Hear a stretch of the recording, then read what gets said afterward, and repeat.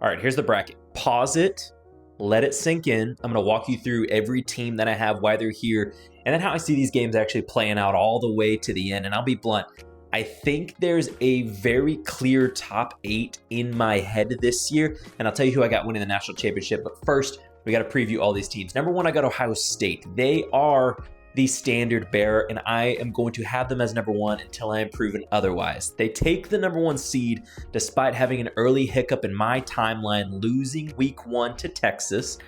Because after that, I think they're going to absolutely run the table in the Big Ten. There are questions about the quarterback continuity. I do think Sayan is going to be that guy.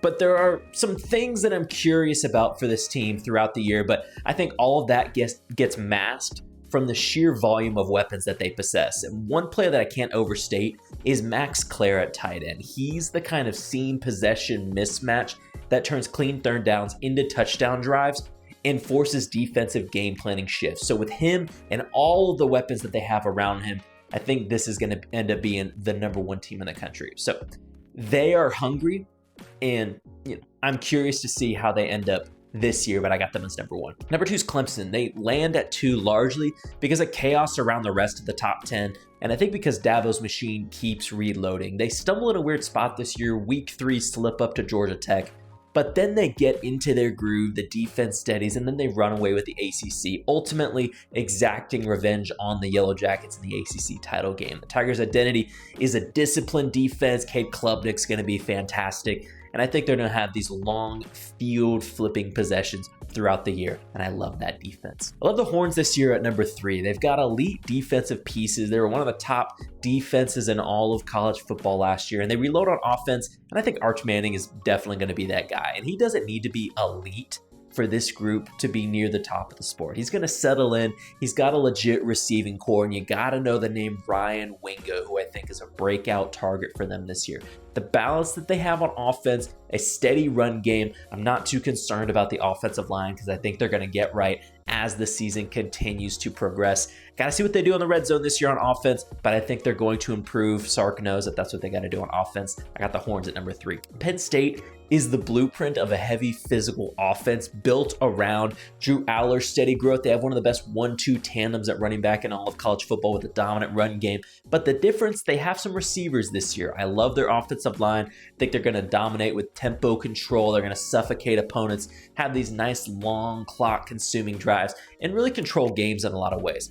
I believe this is the year that we see James Franklin continue to maybe take that step, except for Ohio State. That's still the monkey on his back. They're not going to crack that code in the regular season, nor will they do it in the Big Ten title game. I got Ohio State beating them twice this year, but Penn State still slides in at number 4 because they look dominant the rest of the season. Georgia remains one of the most talent-dense rosters in the country. Now, I think they're going to lose a trap game to Florida in my projection, and then they fall to Texas in the SEC title game, but they look great throughout the season. They're big, physical, they're built to dominate in November. Think of physical front, splash playmakers actually outside, and if they stay healthy, this is a team that for sure can win the national championship. Now, Alabama's depth in the secondary and their recruiting-fueled roster makes them a perennial threat. And if they hit at quarterback, looks like it's going to be Ty Simpson.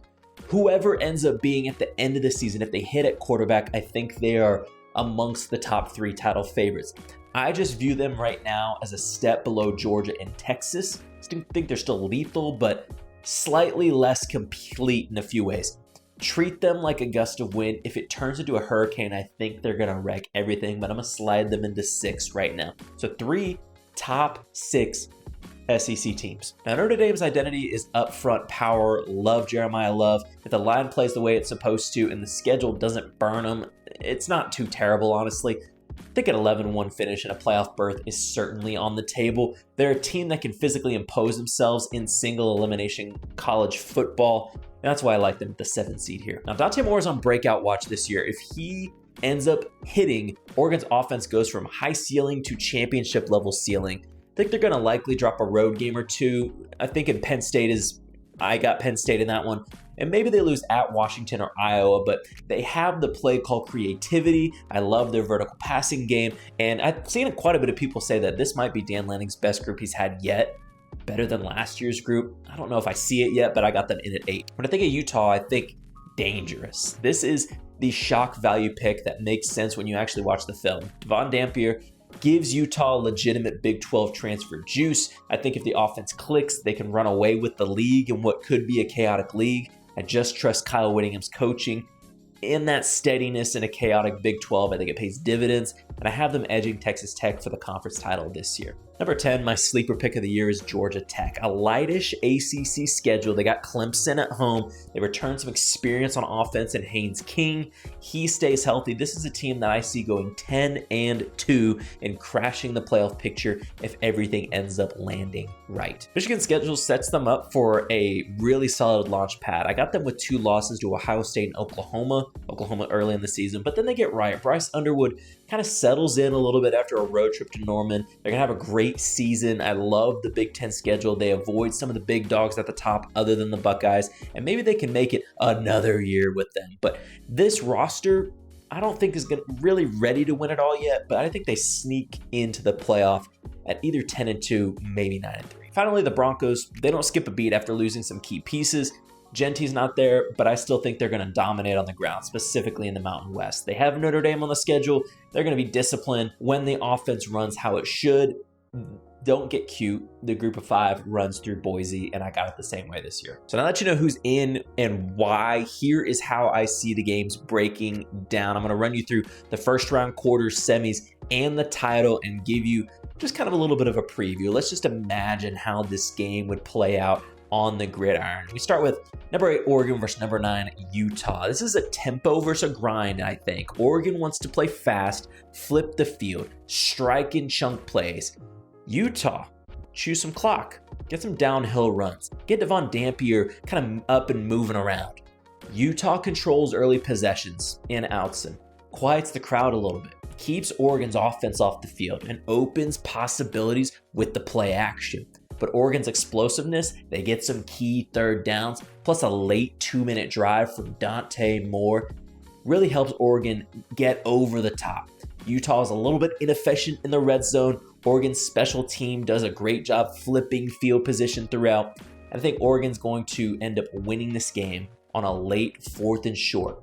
They hit a sideline strike, and they take the lead with under 2 minutes to go to win over Utah. Next, we got Georgia and Boise State. This is a front 7 domination. Georgia brings size, rotation depth, and consistent pressure that neutralizes Boise's interior run game. Think last year in the playoff, but even more so. Georgia dominates. The offense, they're going to dominate with the run game and the play action game to keep Boise from getting loose. Boise is going to struggle tremendously in this game. I think Georgia's ability to rotate fresh linemen, we're going to see the difference between a heavy 2 deep in the SEC versus a Mountain West group like Boise. I think Georgia ends up sealing it, winning this by 17. Alabama and Michigan's an interesting one. I think Alabama's depth, their athleticism suffocates Michigan. I think the Tide wins early field position. They force turnovers, and they turn short fields into points, and they get some revenge from the Rose Bowl a few years ago. Offensively, Alabama establishes the run early. They exploit play action. And honestly, the scoreboard pressure forces Michigan into mistakes. And I think Bryce Underwood in that kind of environment makes plenty of mistakes. Alabama pulls away in the second quarter, never looks back. For Notre Dame and Georgia Tech, a chess match becomes a grind. Haynes King mobility and Georgia Tech's misdirection keeps Notre Dame honest. They're on the road. Notre Dame continues to answer. It goes back and forth. They both have clock-eating drives, a low-scoring affair with a trench battle. And it goes to overtime. Short yardage execution matters. Notre Dame converts a 3rd and 1. They grind out a touchdown. Georgia Tech scores and misses the extra point to win or to tie the game and keep it moving.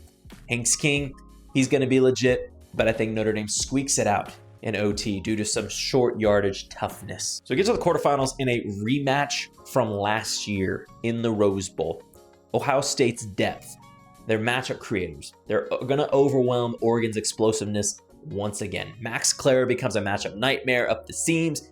He has mismatches all over Oregon's defense, and they just can't stop Ohio State. Ohio State converts 3rd downs, grinds these long drives. Oregon threatens with some big plays late in the game, but the Buckeyes pull away late with some ball control drives. It's not going to be quite like the Rose Bowl last year, but I got Ohio State winning this game by 10. Penn State, Georgia, maybe the game of the year. It's a slugfest. Penn State tries to shorten the game with the heavy run package sequence. Aller He's pretty solid, that tries to keep Georgia honest for the most part, but the game's going to be decided on a decisive sequence in the fourth quarter.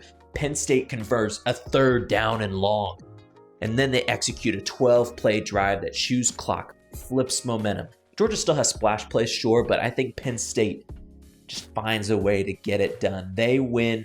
Their O-line is healthy. They finish blocks on 3rd and short, and Penn State squeaks out a victory in a defensive-laced contest. I got the Nittany Lions moving on to the semifinal. We talk about the Ohio State buzzsaw from last year. I think Texas has that same thing.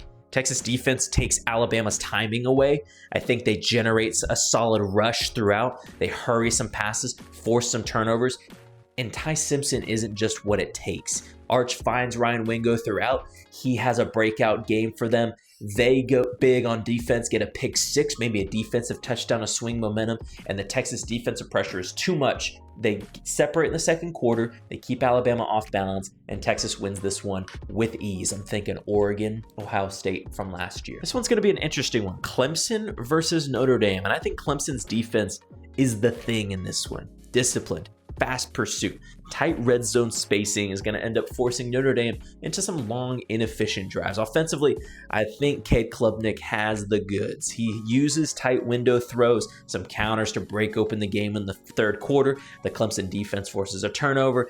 Notre Dame tries to mount a comeback, but Clemson's situational play is cleaner. I think Clemson gets some timely 3rd down stops, pulls away, wins this game by 12. So in all honesty, these are the 4 best teams in the sport.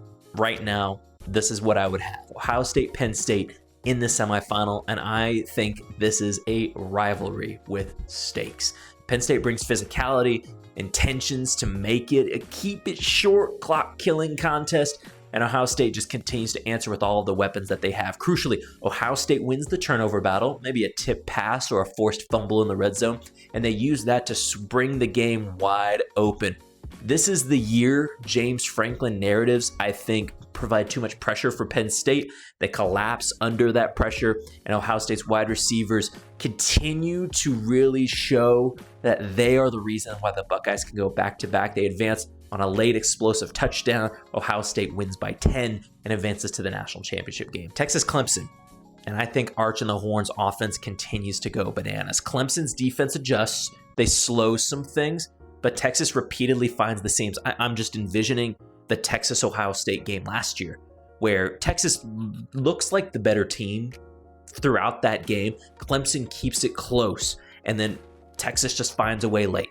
Defensive takeaway in the second half. Maybe they create short fields. They put the game away, and the Texas O-line really does a good job of finishing blocks, and Arch avoids some late game turnovers. This Texas group moves to the title on a late scoring flurry. So I got rematch time. I think these are the 2 best teams in the sport going into this season. I trust what Ohio State has on offense. I think they're going to be solid on defense, and the Buckeyes want revenge after what I think is going to be a week 1 loss. But Texas has matured into a cohesive machine. The championship script is this: early trade-off blows, special teams swing. Think like a long return, maybe a blocked punt.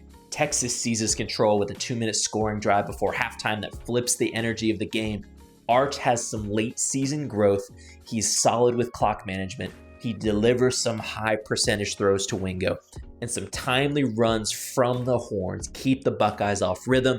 I think Texas is going to be a buzzsaw after losing to Georgia late in the year, and they never look back. I got Texas over Ohio State. Arch plays his best game. Wingo's the chain mover, and Texas wins the national championship to give the Horns their first since 2005. If you like videos like this, go ahead, ring the bell, subscribe for all of the stuff that you want to see throughout college football season.